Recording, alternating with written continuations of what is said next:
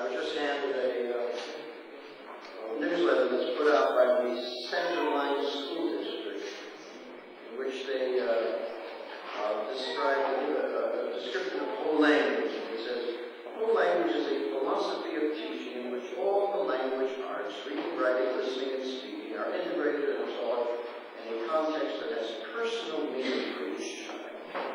Whole language is not a program or curriculum, but rather a way in which frequent writing activities, an abundance of children's literature, and a host of communication activities are used in all subject areas.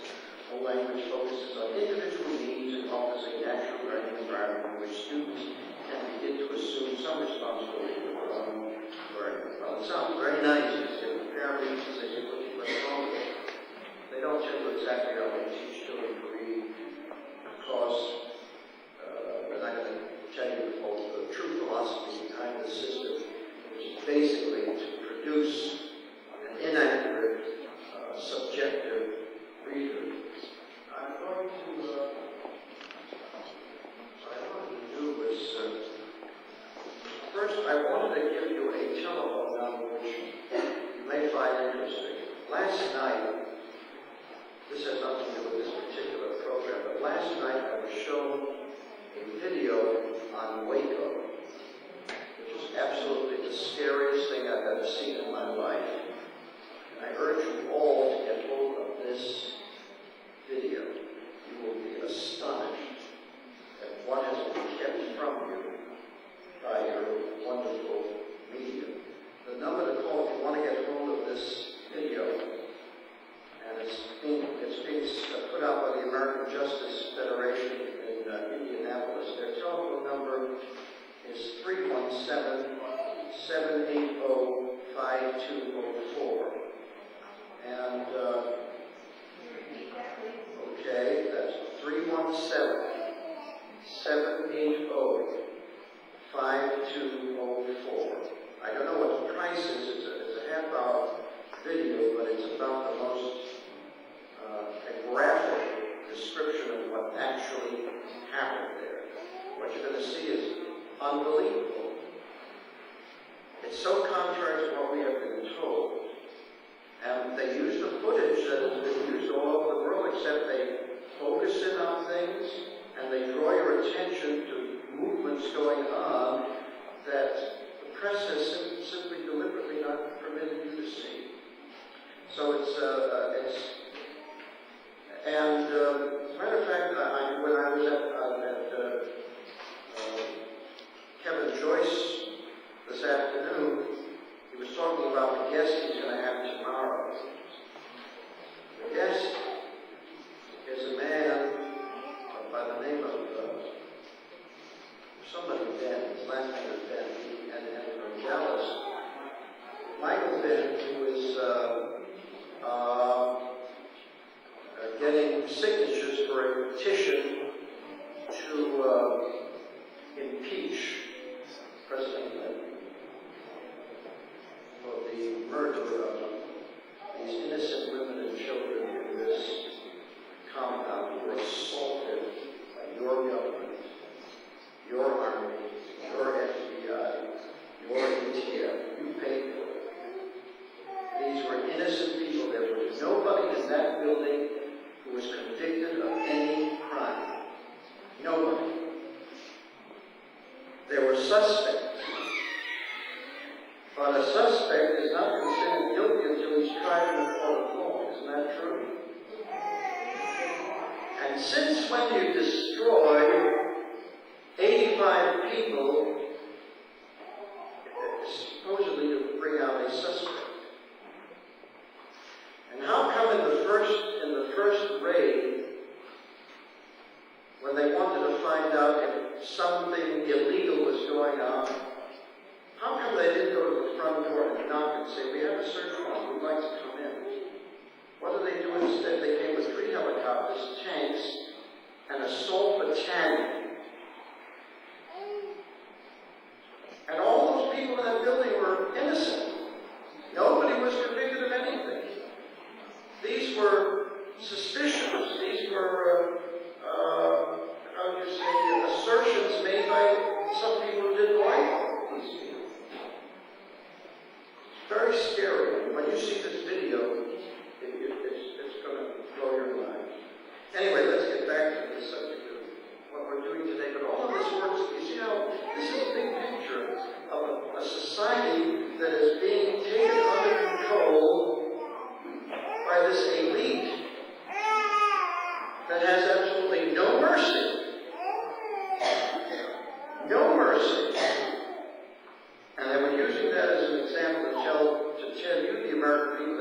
you are not politically correct, and you don't toe the line, this may happen to you. There's much more involved in the story than I can go into now, so I urge you to get that video because that's the only way we're going to get the truth out of this country now. Believe you me, we really need the truth. Now,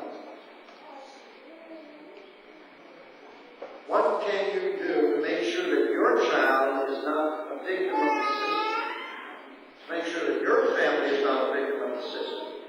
Now, if you want to take advantage of all the marvelous technology that is being developed in this world, the first technology you must master is our basic elementary technology, which has come down to us from the ancients. Alphabet, which is the greatest single invention of humanity, although, it's as you know, the invention of the alphabet is shrouded in mystery.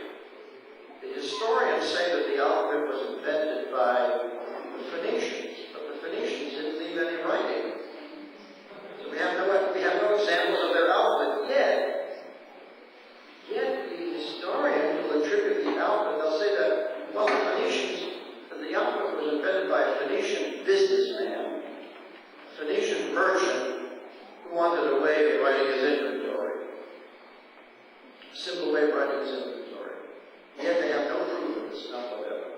Yet when we go back into history and we try to find the origin of the alphabet, there's some very interesting things.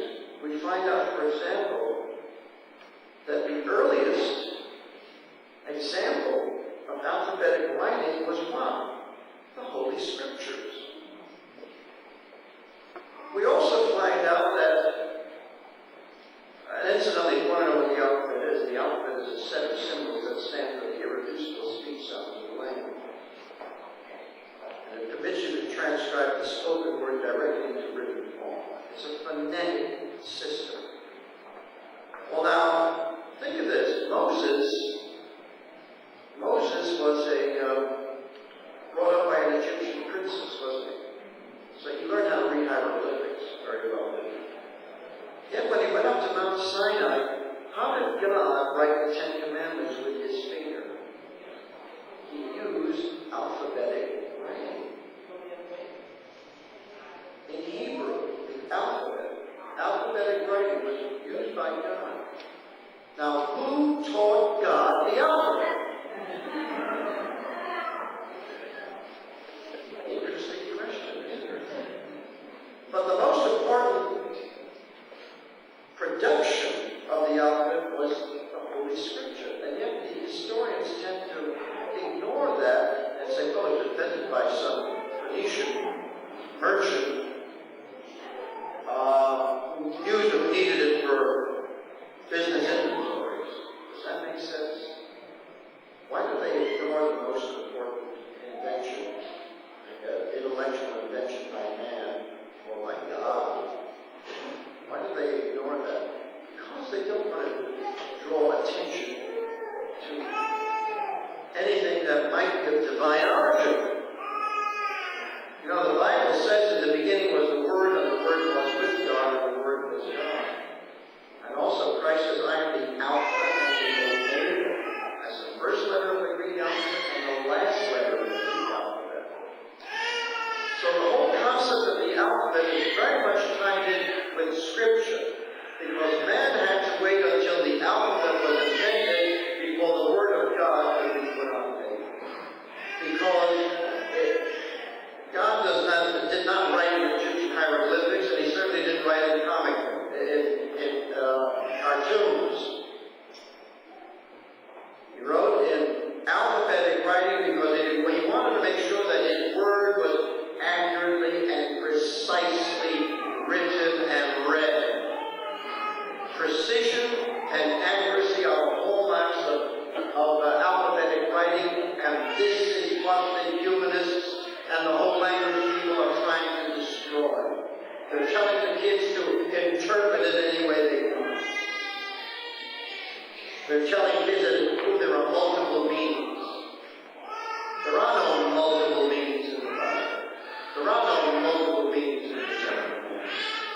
Once you understand that, then you understand what's behind this attack, this war against the Bible and against alphabetic writing.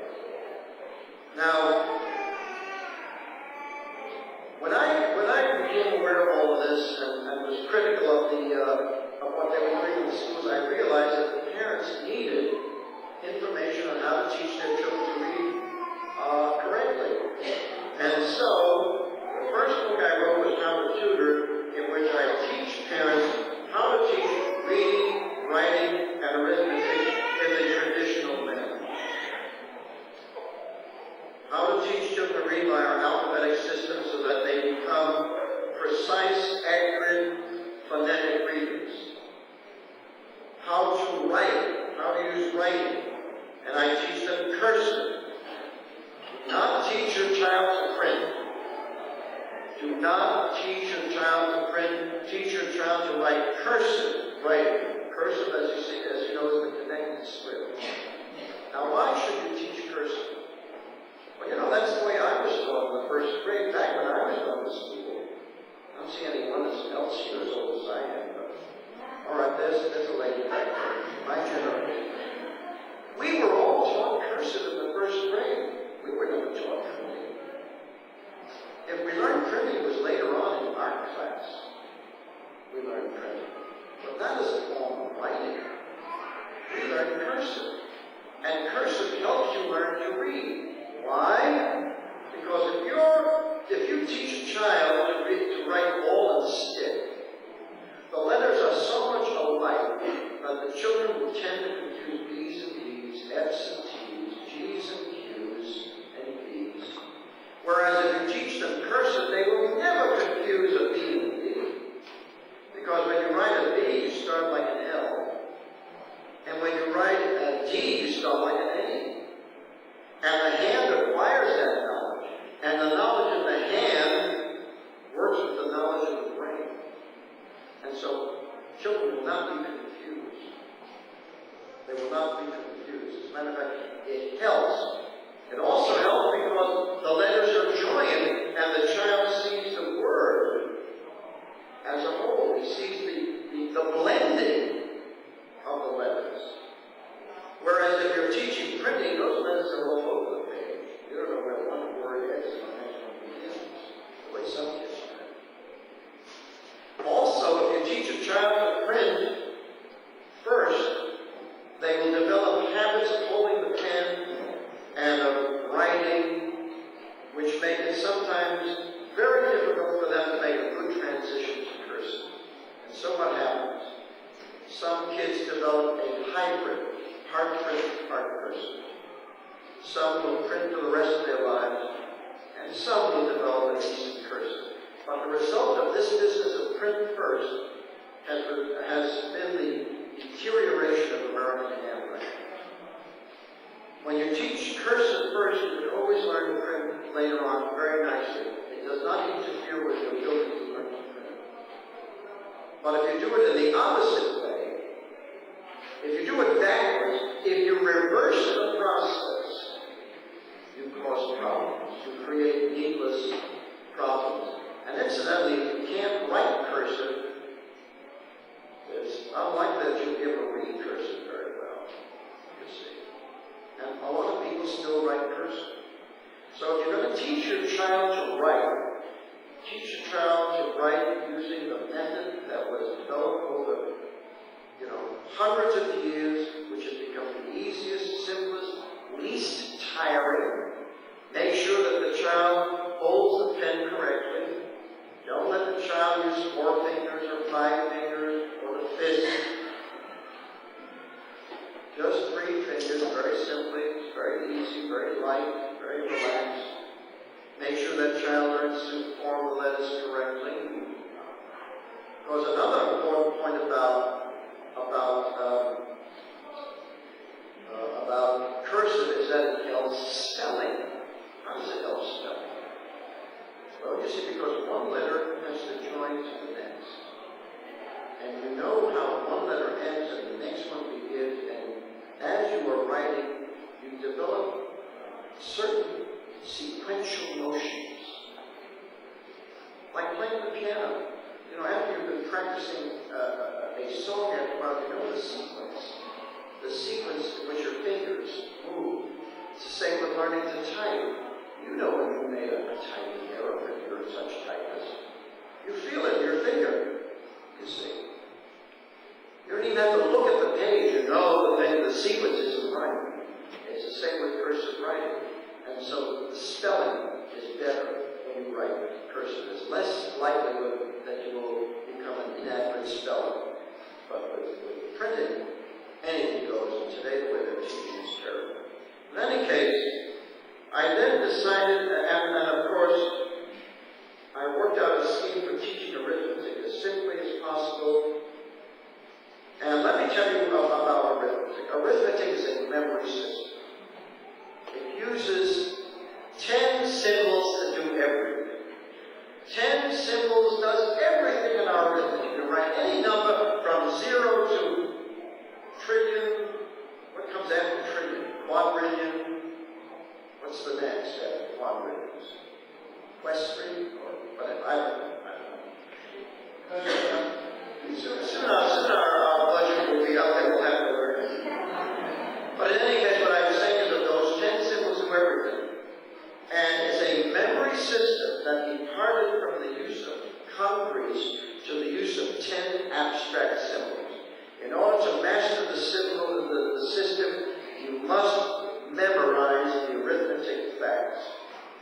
Now, kids today are not taught in schools to memorize the facts. They're given little calculators. That's all you need. But they'll never know when they make a mistake, you see. Because by memorizing the arithmetic system, you get to understand all the cross checks, you get to see the patterns, you get to see it as a system, as a whole system, and it works beautifully.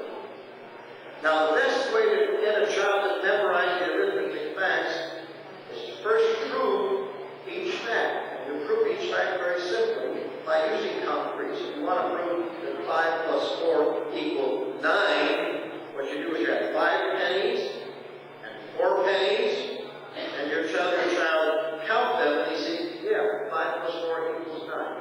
Then you write 5 plus 4 equals 9. That's what he's got to memorize. 5 plus 4 equals 9. Now, how do you memorize an arithmetic fact?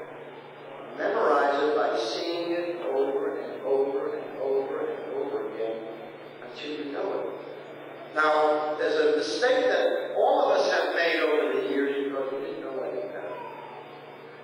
If you ask the child, what's 5 plus 4? And the child hesitated, we would say, figure it out. Now, what do you do when you figure it out? You count by ones. You count on your fingers. Well, the child doesn't need any practice counting by ones. He knows how to count by ones. If you wanted to memorize that 5 plus 4 equals 9, what you do is immediately flash the correct answer. You see, you want him to memorize. Just as, for example, supposing you had to memorize, say, you were in a play. You were in Hamlet. You had to memorize a soliloquy, to be or not to be. And you came to the 10th line, and you stopped. You had forgotten the line. Would somebody tell you to figure it out? No. They'd show you the line. You'd look at it over and over and over again until you memorize it. So that's the way you have to teach the arithmetic facts. You've got to show the correct answer until the child is, don't show me. Don't tell me I know it is. But if you tell a child to figure it out, you are preventing him from memorizing the fact. You're interrupting the memorization process and having him practice counting by ones. The point is that that's the way you should teach the arithmetic facts, and you do it in proper sequence, and then do it in odd sequence, whatever, and have the child remember the facts. And once he remembers the facts, he will have that system down pat. He'll be able to add up column figures beautifully, and then he can go into higher math. And then later on, he can use a calculator for other things. But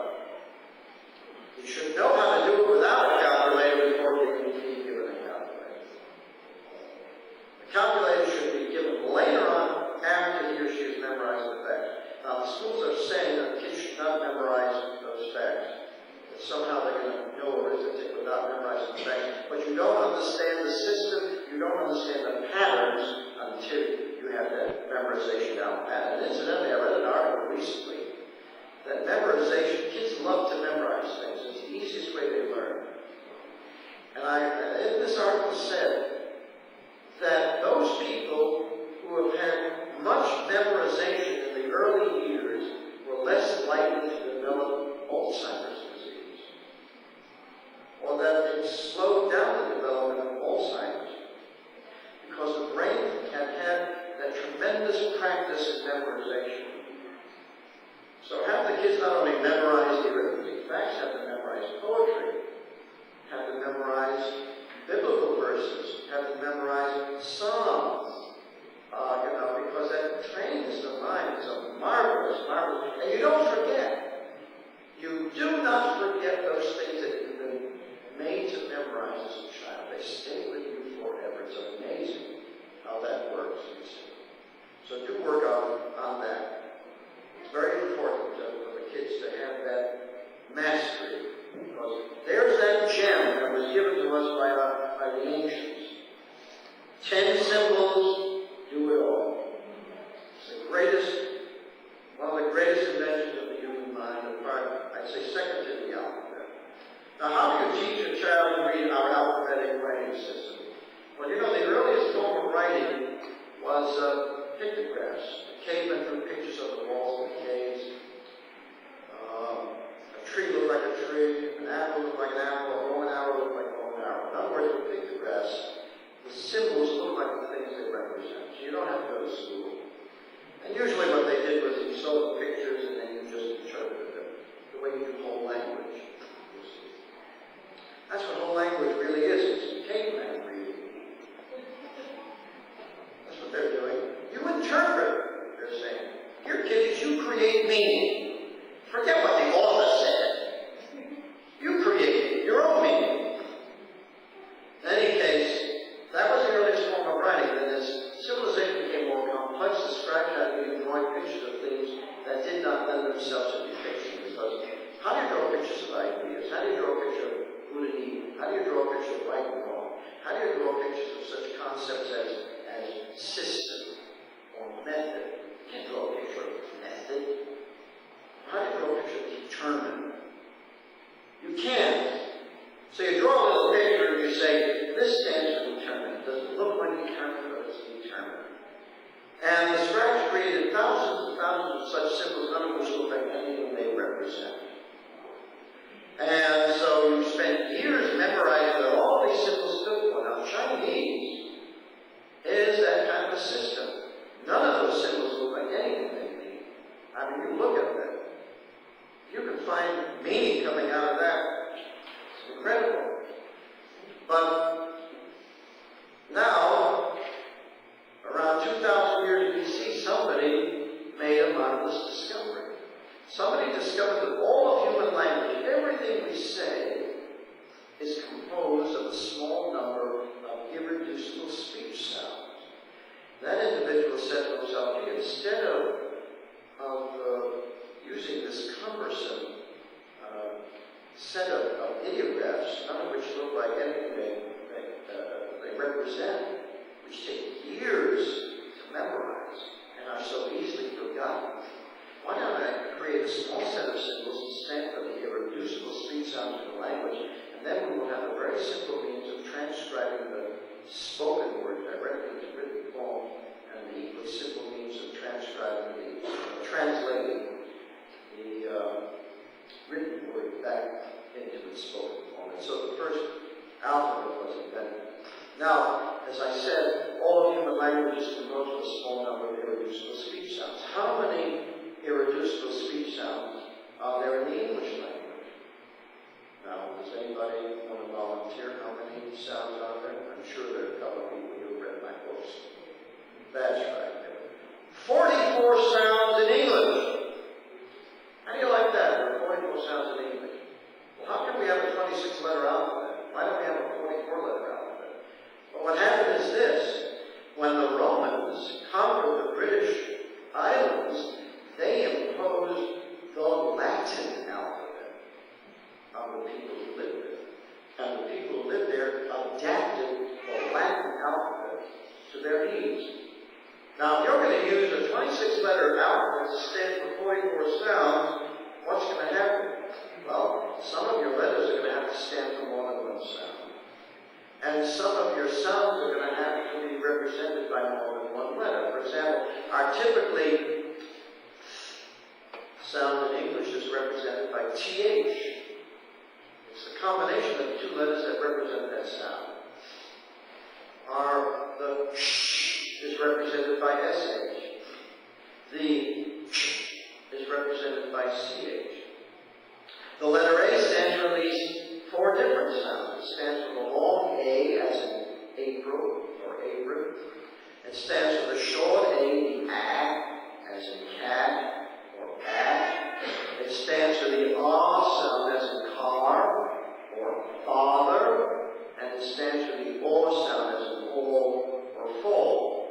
Now, how does a child know which sound to articulate when he sees the letter A? Well, if you teach the child the letter sounds in their spelling families, the children learn the exact sound to articulate. It's no big deal. They learn to do it very well, very nicely. As a matter of fact, our English alphabetic system is so good, has worked so well that we've managed to create the world's greatest literature, which is no small achievement. So that's all there is to it. Now, how do you teach a child to read an alphabetic writing system? Well, for hundreds and hundreds of years, it was done in the simplest way possible. It was done by the Hebrews, it was done by the Romans, by the Greeks, and by Americans. In the early years, it was done very simple. What they would do is first teach the child to recognize the letters of the alphabet. Now, that's very simply done. Usually, in this country, we start with the alphabet song. And so the child sometimes learns the alphabet orally before he even learns to identify each letter with a particular name. Learning the alphabet letters, the names of the letters, you can start by learning the names of the letters because you want to refer to the letter by its name. Now, the song that is usually learned is, A, B, C, D, E, F, G, H, I, J, K, L, M, N, P, Q, R, S, T, U, V, W, X, Y, Z. Now, you'll know W has 3 syllables. Now, there are some people who use a slightly different song. It goes something like A, B, C, D, E, F, G, H, I, J, K, L, M, N, P, Q, R, S, T, U, V, W, X, Y, and Z. There is no such letter as and Z. You see. What they do is they steal a syllable from W and they stick an and in before, between Y and Z, and kids come out thinking there's a letter called and Z. So stick to the simple song. A, B, C, D, E, F, G, H, I, J, K, L, M, N, P, Q, R, S, T, U, V, W, X, Y, Z. Simple. Now, the next step is to teach the child the sounds that the letters stand for. Now, this was done for generations in a very simple, rote memorization manner. They would take the consonant and join the consonant with a vowel, and they would drill the child in a consonant-vowel combination such as baby, by, o, u, maybe, my, o, u, for the long vowels. For the short vowels, they would put the vowel before the consonant and drill the child in ab, if, that sort of thing. The purpose of the drill was to make sure that the child developed an automatic association between letters and sounds. That's developing the phonetic reflex. The phonetic reflex. You drill the child until that child has developed an automatic association between letters and sounds. He doesn't have to think. It's automatic. He doesn't have to think. When he sees B-A, he doesn't say, look at, or look at, bed. He knows that. And also the teachers of blends right over. Well, and then the third step was to simply teach a child how to sound up words, then sentences, the phrases, sentences, and then little stories. And that's the way reading was taught for centuries, was taught in the early part of this country. If you ever pick up some of the early primers published in the 1840s, the 1850s, you will see they've got the columns and